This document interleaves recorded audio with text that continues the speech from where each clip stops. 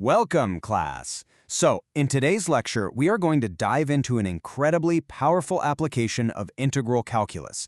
Now, I know what some of you might be thinking, but this is a tool that lets us translate what seems like a simple moment-to-moment rate of change into a major long-term business strategy.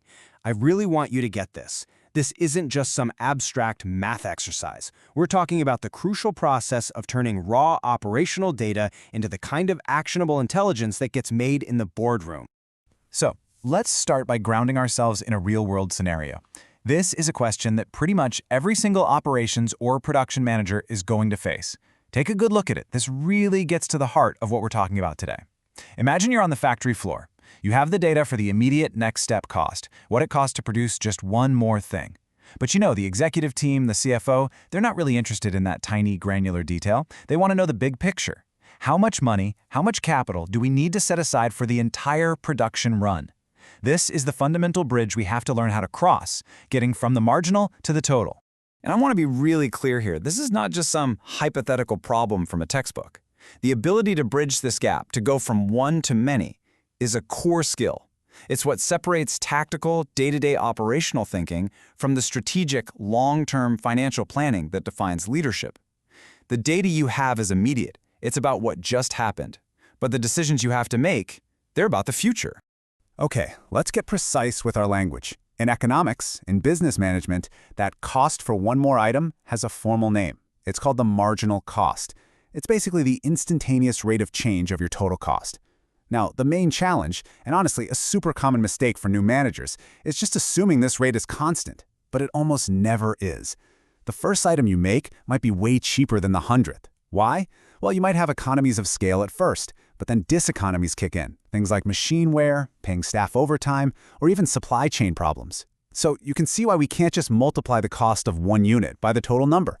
We need a much more sophisticated, much more accurate mathematical method to add up all these constantly changing costs.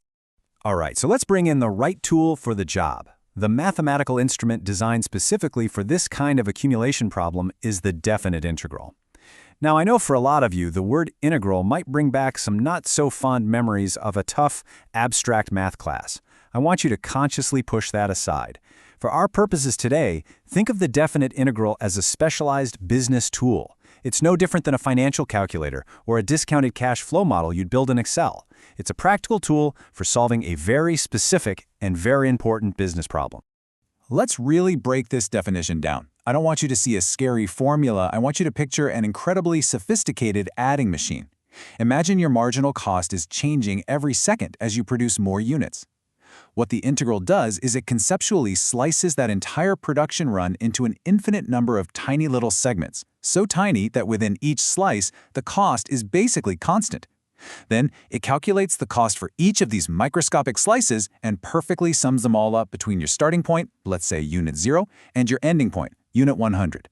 We call those the limits of integration. And here's the best part. The output isn't another complicated function. It's one single, solid number, a total figure you can actually take to the bank, or at least to the budget meeting. And the real power of this tool is just how versatile it is. This is not a one-trick pony for costs. As you can see here, the exact same logic applies all across the business. We can integrate the marginal revenue, that's the revenue from one more sale, to find the total revenue for the quarter. We can integrate the rate of profit to figure out the total profit over a year.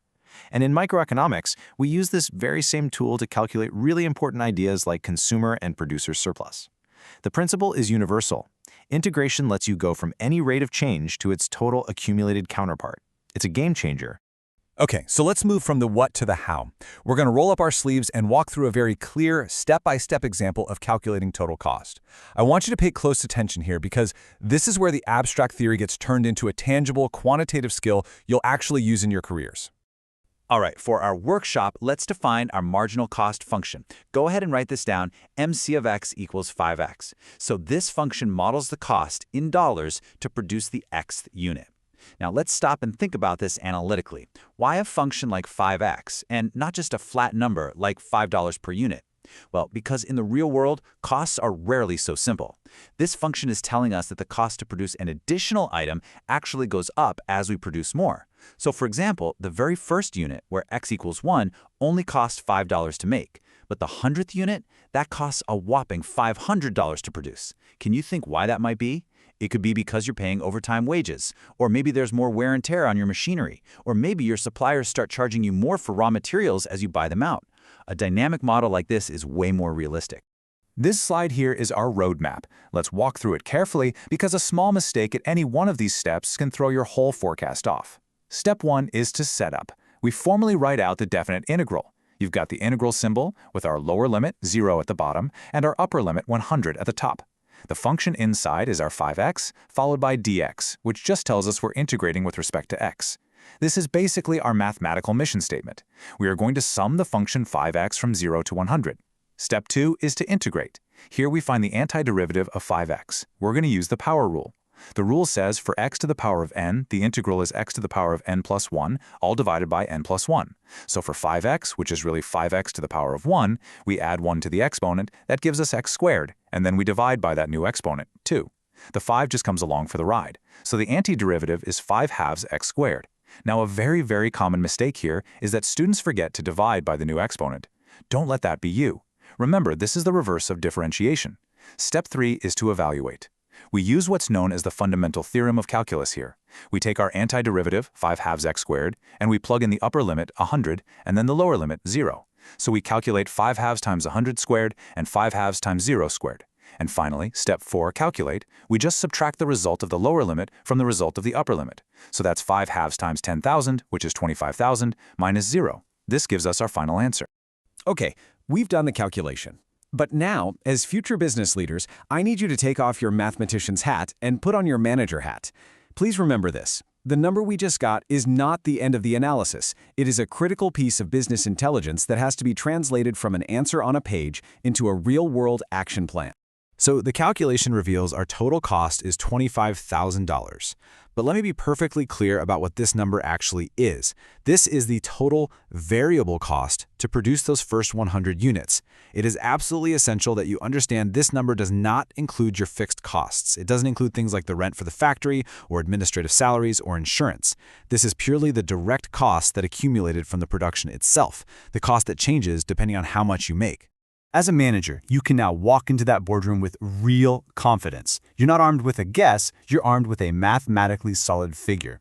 Imagine you're presenting this. You could say, okay team, the analysis is done. The total variable cost to get this first batch of 100 units off the line is exactly $25,000. Now, if our goal is to maintain a 30% gross margin, then we need to price this entire batch for sale at a minimum of $32,500. This $25,000 number, that's our financial benchmark. It's the floor in any price negotiation, and it anchors our entire budget. Do you see how that works? Integral calculus just became a powerful tool for corporate strategy. The principle that we just applied so carefully to cost is not some one-off trick. I really want you to internalize this method. Think of it as a new analytical lens, a new way you can look at all kinds of dynamic functions within a business. And this slide right here, this perfectly illustrates the main takeaway from our entire lecture today. Integration is the essential bridge.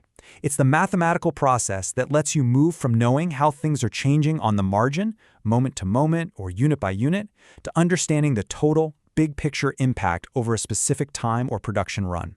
This is how you make the leap from tactical data to strategic insight. So I'm going to leave you with this final thought exercise. As you move forward in your studies and, eventually, into your careers, I want you to start actively looking for these rates of change all around you in the business world. It might be the rate of new subscriber signups for a company like Netflix, or the rate of efficiency improvement in a supply chain, or even the rate at which market share is decaying for an older product.